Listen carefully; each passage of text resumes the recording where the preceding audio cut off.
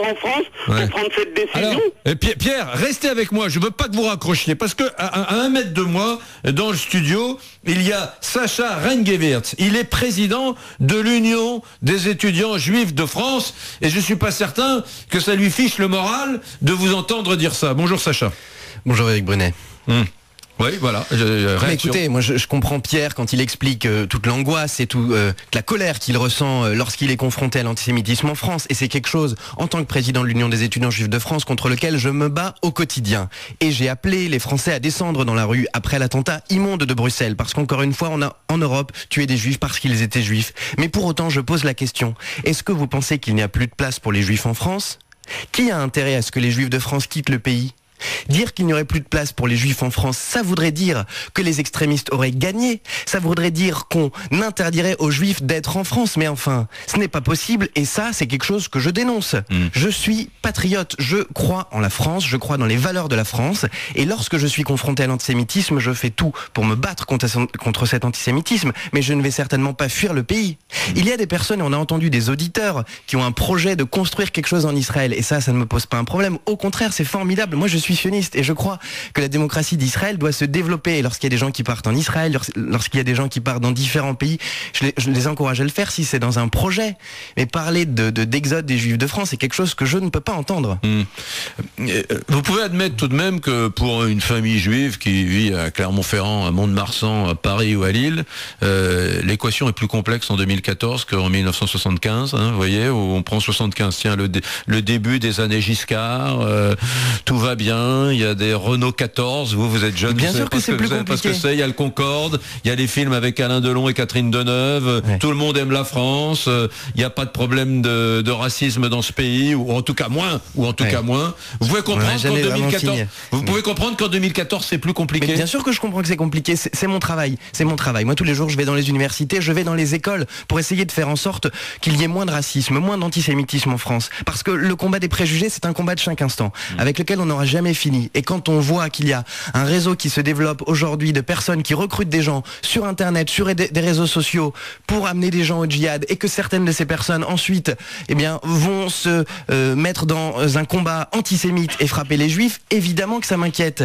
Mais il y a d'autres choses qui m'inquiètent aussi par rapport à l'antisémitisme. Moi je suis très effaré de voir que des idéologues antisémites tels qu'Alain Soral, tels que Dieudonné se répandent dans des vidéos qui touchent des millions et des millions d'auditeurs. Et ça c'est un combat à mener et c'est un combat de chaque instant. Mais c'est un combat pour tous les Français et les Juifs de France. La solution c'est certainement pas d'ostraciser les Juifs. Est-ce qu'il vous rassure Hollande quand il dit que quand tous les moyens sont mis en œuvre en France pour lutter contre cette recrudescence de l'antisémitisme et pour assurer la paix aux Français juifs? C'est des mots? Ou est-ce que vous avez le sentiment que des choses sont mises en œuvre? C'est rassurant évidemment d'entendre le président de la République faire une déclaration forte contre l'antisémitisme. Reste ensuite à savoir si, au-delà de toutes les mesures sécuritaires qui seront mises en œuvre, il y aura aussi un travail de pédagogie que nous essayons de faire au niveau associatif, mais qu'il faut que les pouvoirs publics prennent ainsi en charge. Mais bien sûr que ça pose des questions. Ça pose des questions parce que on vous posait la question, Éric Brunet, après les attentats qui ont eu lieu à Bruxelles, après les juifs qui ont été agressés à Créteil, est-ce qu'il y a du coup un avenir pour les juifs de France ? Mais moi, je me pose aussi une autre question qu'on n'a pas posée. Mais après les résultats des élections européennes, si Marine Le Pen venait au pouvoir en 2017 et qu'elle possédait les instruments du pouvoir, eh bien, moi, je serais très inquiet en tant que juif de France de voir qu'un parti qui prône la préférence nationale, qu'un parti qui explique que le problème de l'immigration doit se régler par le virus Ebola, ça m'inquiéterait beaucoup. Et là, la question du départ se poserait. On dit qu'il y a un vote juif Front National, depuis longtemps. Il y a un vote juif Front National. Je ne le connais pas. Les juifs de France, en tout cas, de toute façon ne peuvent pas être réduits à un seul vote. Il y a autant de juifs de France que d'opinion. Dans l'affaire Ilan Halimi, il y a quelque chose qui est tout à fait saisissant et nouveau, c'est que il y avait des jeunes en banlieue, quelles que soient d'ailleurs leurs origines, leur schéma culturel. Il y avait beaucoup de jeunes qui ont su pendant plusieurs jours et qui ont tu l'enlèvement d'Ilan Halimi, qui savait que ce jeune garçon juif était torturé. Et puis il y avait cette espèce de croyance, c'est un juif, c'est pas grave. Il n'a pas peut-être pas d'argent ses parents, mais de toute façon les Juifs cèdent entre eux, et donc par conséquent nous qui l'avons enlevé, à un moment donné on gagnera de l'argent, une espèce de truc un peu c'est du oui-wisme à 3 sous, mais il y avait quand même donc des dizaines de jeunes dans un endroit précis en France, sur le territoire de la République, qui ont trouvé normal qu'on séquestre un juif, et puis qu'à un moment donné, de toute façon, on finirait bien par toucher du fric parce que c'est un juif.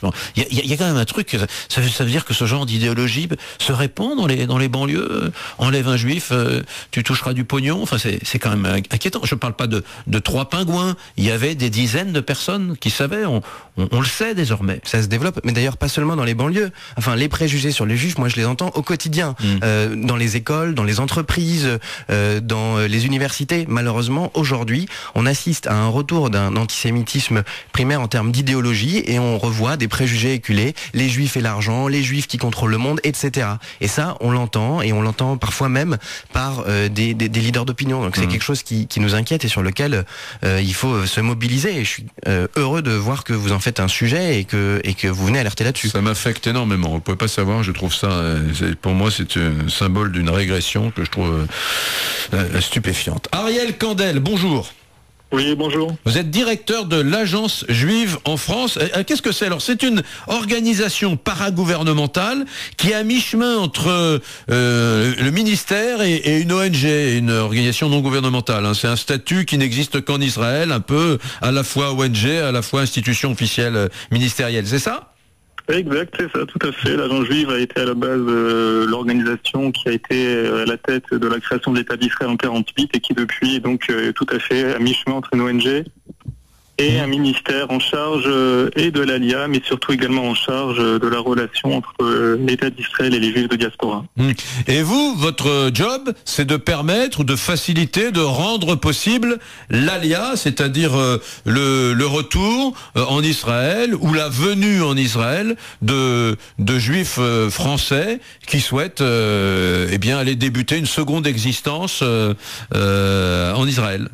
Oui, notre job en fait est un job à 2 niveaux. On pourrait dire effectivement pour les Juifs qui souhaitent venir habiter en Israël, nous leur donnons la plateforme et les aides justement pour arriver en Israël pour y vivre. Et pour les autres Juifs qui sont sionistes, comme l'a très bien dit Sacha, nous mettons également des programmes qui permettent aux Juifs de France de renforcer leur identité juive par le biais d'Israël. Vous confirmez les chiffres rapidement, parlez-moi de l'ALIA parce que j'ai donné quelques chiffres au début que j'ai lus à droite à gauche. Vous confirmez qu'il y a un phénomène plus important en ce début d'année 2014 que l'année précédente, et que l'année précédente c'était déjà plus important qu'en 2012, etc. etc. Vous me confirmez ça? Oui, je confirme tout à fait. Je vais même dire plus que ce que vous avez dit au premier trimestre. Vous avez cité les 2 premiers mois de l'année. J'irai sur les premiers trimestres de l'année 2014. En 2013, nous avions 350 Juifs qui avaient quitté le sol français pour rejoindre l'État d'Israël et y vivre. En 2014, nous sommes sur le même trimestre à 1400, c'est-à-dire 4 fois plus qui ont quitté la France. Ça, c'est en termes véritablement de départ. Et également un autre chiffre qu'on peut donner, c'est en termes d'intérêt, c'est-à-dire des gens qui viennent à ce qu'on appelle des soirées d'information sur l'ALIA. Nous sommes à peu près en ce moment à 800 personnes par mois, ce qui veut dire que nous atteindrons en 2014 10 000 personnes sur la région parisienne qui viennent prendre des renseignements et qui sont soit des célibataires, soit des chefs de famille. Ce qui veut dire qu'on a autour aujourd'hui à peu près entre 20 et 25 000 personnes sur la région parisienne qui s'intéressent à l'ALIA. Ça ne fait pas encore d'eux des nouveaux immigrants. Les Juifs qui partent en Israël, là aujourd'hui, les Français Juifs, ils font ça pourquoi? Pour des raisons religieuses? Parce que c'est l'aboutissement d'un travail religieux? Ils font ça pour des raisons liées à l'insécurité grandissante, l'antisémitisme? Ils font ça pour des raisons économiques? On les a pas assez évoquées. Israël est un pays sur le plan économique qui va bien, qui a des clusters, des espèces de petites Silicon Valley un peu partout, dans des tas de domaines industriels. C'est un pays qui va de l'avant, et c'est vrai que ça contraste un peu avec la morosité française. Comment on pourrait les séquencer, les raisons objectives qui poussent les gens à partir? Il y a un peu de tout. Oui, il y a un peu tout, je pense que c'est un peu tout, et je pense qu'il faut surtout pas dissocier ces raisons. Les raisons sont liées les unes avec les autres. Vous avez parlé effectivement alors je parlerai pas de côté religieux, mais je parlerai bien de côté identitaire. L'identité est extrêmement vivante et florissante en Israël, et donc forcément les gens sionistes veulent rejoindre également l'État d'Israël pour faire fleurir cette même identité. On a parlé d'antisémitisme, j'appuierai essentiellement pas tellement sur les actes antisémites en France, mais sur le climat antisémite. Votre auditeur qui dit que les gens ne descendent plus dans la rue, c'est quelque chose qui inquiète énormément les Juifs de France. Le fait qu'il y ait des actions antisémites, c'est une chose. Le fait qu'après l'affaire Dieudonné ou après l'affaire de Bruxelles, il n'y ait plus de gens qui descendent manifester, c'est quelque chose qui inquiète énormément les Juifs de France. La troisième chose, forcément, le côté économique, ce qu'on appelle la Startup Nation, l'État Startup, qui est un véritable, on pourrait dire presque un miracle, le fait qu'on dise aujourd'hui que l'État d'Israël soit une option économique plus prisée par les Juifs de France que la France elle-même, ça il y a quelques années encore, si on avait 10 ans, on serait passé pour des fous. Et la quatrième chose, je pense, qui est importante, c'est une sorte d'onde, on va dire, qui fait que beaucoup de Juifs qui sont proches d'Israël et qui pensaient éventuellement un jour rejoindre l'État d'Israël pour y vivre, aujourd'hui se sentent plus attirés par l'État d'Israël du fait que d'autres voisins, d'autres amis l'ont également fait. Et vu le fait que certains l'ont fait et ont réussi à le faire, ça encourage d'autres éventuellement à tenter cette expérience, même s'il est important de dire également aux auditeurs qu'il ne faut pas croire non plus que tout est facile en Israël, c'est compliqué également. Il y a un changement de culture, un changement de langue, un changement de métier. C'est pas toujours facile, mais pour des gens qui ont faim, qui ont envie véritablement de réussir, on parle d'une situation qui est différente. On parle quand même on parle quand même que 5% de chômage aujourd'hui en Israël, qui est forcément quelque chose qui est incroyable pour les gens qui veulent rejoindre l'État d'Israël. Ariel Kandel, deux choses. La première, quand j'ai préparé cette émission, une journaliste de la rédaction d'RMC m'a dit, cette politique d'immigration d'Israël, c'est une politique intelligente démographique qui vise à contrebalancer la natalité très importante des Arabes, des musulmans israéliens. Faire venir des Juifs, c'est contrebalancer ça. Et ça vise également à peupler les fameuses colonies, Ariel, Gillot, etc. Vous répondez quoi à cette remarque? Je réponds qu'il n'y a pas forcément de considération politique par rapport à ça. Depuis 1948, l'État d'Israël, pour des raisons historiques et morales, a décidé d'accepter les Juifs du monde entier. Je vous rappelle quand même que la loi du retour, donc cette fameuse loi qui donne le droit à des Juifs à travers le monde de venir résider et prendre la nationalité israélienne, a été basée elle-même sur les fameuses lois de Nuremberg. À l'époque, les nazis persécutaient les Juifs et l'État d'Israël s'est senti obligé, pour des raisons tout à fait logiques et tout à fait normales, d'accueillir ces Juifs qui, après la Deuxième Guerre mondiale, avaient été persécutés. Et donc aujourd'hui, je pense que c'est quand même une erreur de lier ça à la politique israélienne ou à des histoires de démographie. Je pense que c'est avant tout le rôle moral de l'État juif, de l'État d'Israël d'accepter les Juifs du monde entier. Pourquoi le gouvernement de Netanyahou avait présenté un plan visant à encourager l'aléa des Juifs français? Pourquoi les Français, ils ont la cote, les Français, en Israël? Tout simplement, d'abord les Juifs français font partie de ce qu'on appelle, sont des Juifs occidentaux, forcément c'est sûr, il faut pas le cacher, les Juifs français sont des Juifs qui viennent d'un endroit du monde qui est extrêmement florissant, et donc l'État d'Israël veut véritablement encourager également les Juifs et son économie par là également à rejoindre, on va dire, l'État d'Israël premièrement. Et deuxièmement, ce plan-là est également mis en place aujourd'hui par le gouvernement israélien, tout simplement, et avant tout parce qu'on sent et qu'on sait qu'il y a une véritable envie aujourd'hui chez les Juifs de France de rejoindre l'État d'Israël. Et donc, encore une fois, c'est l'obligation morale de l'État d'Israël de les recevoir en son sein. Et les non-juifs, ils peuvent faire leur alia et aller s'installer en Israël, les non-juifs? Après la loi du retour, c'est très simple. La loi du retour israélienne indique que toute personne juive ou d'ascendant juif, c'est-à-dire de père juif ou de grand-père ou de grand-mère juif, peut effectivement rejoindre l'État d'Israël. Également, une personne qui est mariée à un juif également peut également rejoindre l'État d'Israël. C'est effectivement cette loi qui a été établi par la Knesset à la fin des années 40. Ariel Kandel, directeur de l'agence juive en France. Merci à vous, bonne journée. Merci, une bonne journée à vous aussi. Au revoir. Camille, il est 13h48. Peux-tu me donner l'état du Brunet-Métry de notre petite consultation aujourd'hui, s'il te plaît? Je sais que ça vote beaucoup. Ça vote beaucoup et ça ne cesse d'augmenter. Maintenant, vous êtes 7 sur 10 à comprendre ces Juifs français qui quittent le pays pour Israël. Vous êtes 7 sur 10 à voter carrément d'accord avec toi. Allez-y, vous avez jusqu'à 14h sur rmc.fr. C'est gratuit. Par SMS, vous envoyez oui ou non au 6 10 71. Merci beaucoup. Dans un instant, on sera avec Alain Benezra, qui est directeur de l'agence immobilière Century 21 à Netanya. Voilà, depuis 15 ans, il vit là-bas et il sera avec nous. Et Pierre, qui lui réfléchit à quitter la France, qui sera toujours avec nous. À tout de suite. RMC sur votre iPhone, c'est possible. Téléchargez tout de suite l'appli RMC. Camille, les messages, s'il te plaît. Alors, je vais commencer avec un message de Céline qui était très émouvant. Céline nous a écrit un message en nous disant « Si j'étais juive, je partirais de la France. Je vois bien autour de moi l'insécurité, les actes antisémites, les regards de certaines communautés envers ces juifs de France. Il y aura trop de clichés, surtout depuis l'affaire Halimi. J'entends les dires sur cette communauté. Ils sont riches, ils contrôlent les médias, la politique et ils font tout pour le fric, nous dit Céline. De plus, les spectacles de Dieudonné n'ont rien arrangé. Au contraire, il faut voir les flux d'insultes sur les réseaux sociaux envers cette communauté.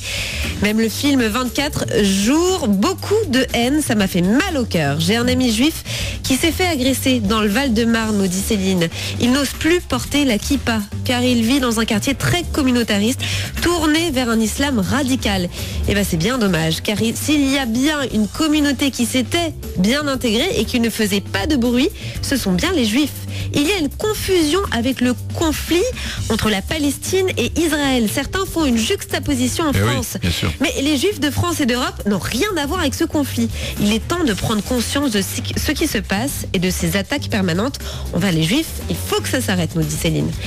Antoine lui nous dit « Autant je comprends mes cousins et mes amis qui partent pour la plupart pour Israël, mais pour les États-Unis et l'Asie, autant moi, je ne partirai pas. J'ai peur depuis l'affaire Ilan Halimi, mais il y a des Juifs en France depuis 2000 ans. Mes grands-parents ont appris à lire en Tunisie grâce à la France. Je suis français, nous dit Antoine. Je me défendrai et je défendrai ma famille s'il le faut, car je sais que je suis en danger, mais je ne partirai pas. » Indien 565 nous a écrit sur rmc.fr. Bonjour Eric et bonjour à toute l'équipe.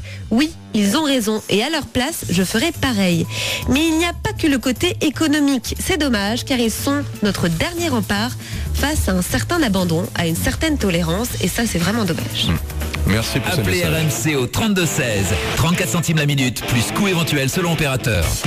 J'arrive au bar de la plage, tout le monde habillé en 1664 blanc. Tu veux dire tout le monde en blanc? Je fais mon entrée et là, gros 1664 blanc. Tu veux dire gros blanc? Parce que je me rends compte que je suis pas habillé en 1664 blanc. Non, tu veux dire que t'es pas habillé en blanc. Je me faufile, je vais au bar et là je demande une. Tu demandes une 1664 blanc. Comment tu sais? C'est frais, non? Fraîche et fruitée, 1664 blanc, la bière blanche de 1664. L'abus d'alcool est dangereux pour la santé, à consommer avec modération.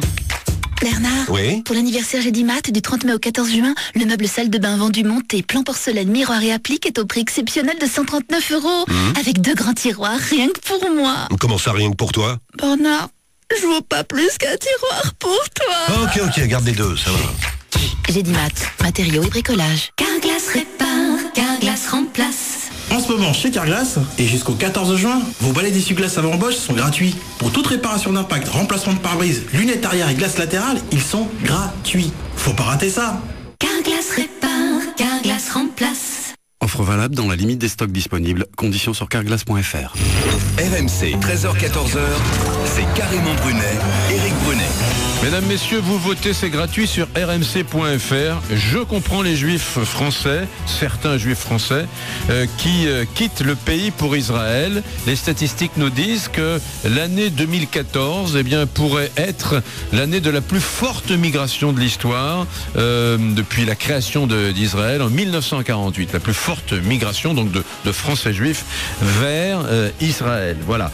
Alain Benezra, bonjour.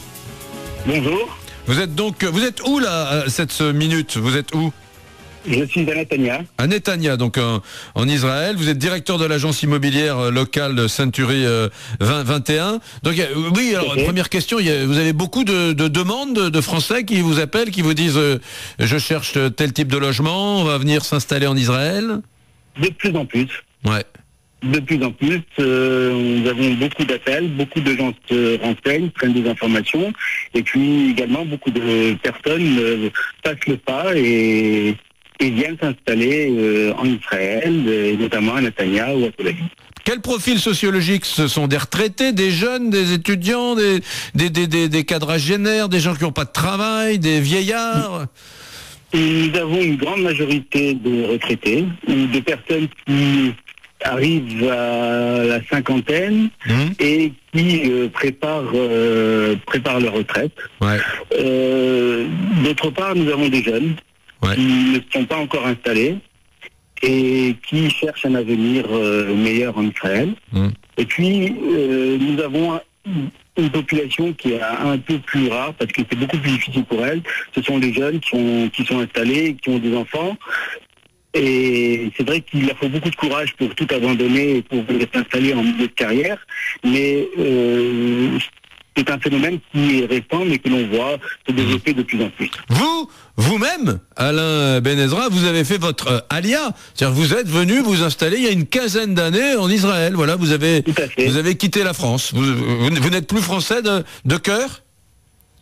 Disons que ça m'a pris un petit peu de temps, mais aujourd'hui je me sens vraiment complètement détaché de la France. Si ce n'est que je continue à utiliser la langue française parce que une grande majorité de mes clients sont français. Ouais.